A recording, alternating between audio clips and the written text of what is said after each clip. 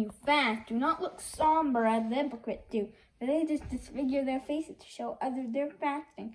Truly, I tell you, they have received their reward in full.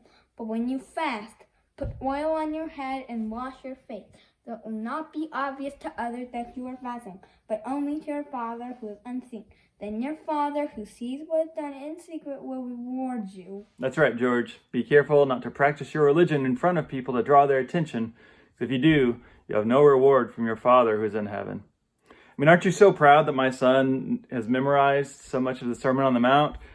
He loves chapter 6 especially. He's memorized the Lord's Prayer. And so I just felt like I had to draw your attention to how he practices religion on this modern day street corner of social media.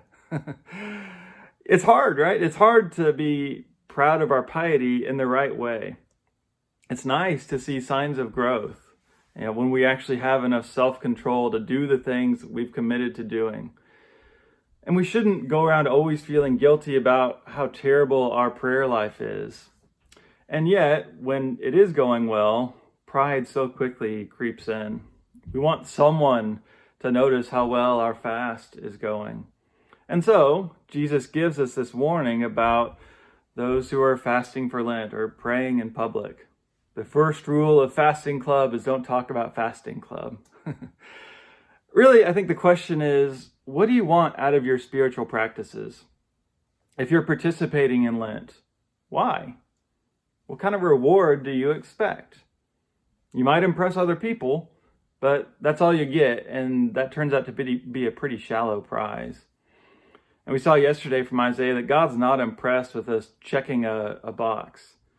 You fasted successfully, therefore I owe you one miracle. I don't think it works that way. And so even this heavenly reward that Jesus promises here, I think it has to be understood properly. Maybe time in God's presence is its own reward. To paraphrase one of my teachers, you may not receive a revelation or a miracle, but silence or prayer or fasting, they'll make you sane.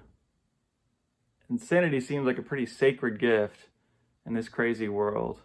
So, give it a try, but maybe keep it a secret.